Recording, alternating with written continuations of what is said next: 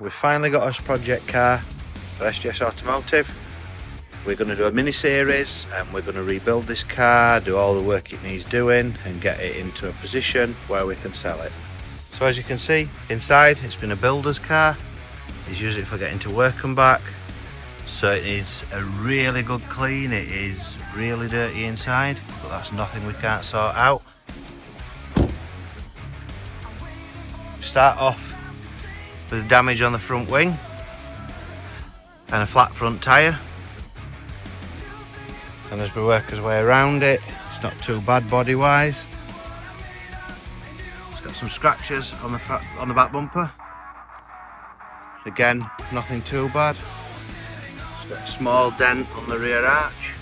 You can see it there. Some paint missing on the rear door handle.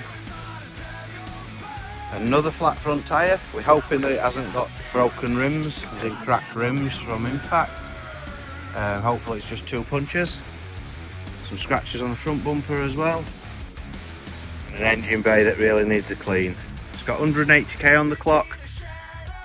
It needs some work, obviously it needs a clutch and flywheel, which is the main thing. And then an MOT, and then we'll see what else it brings.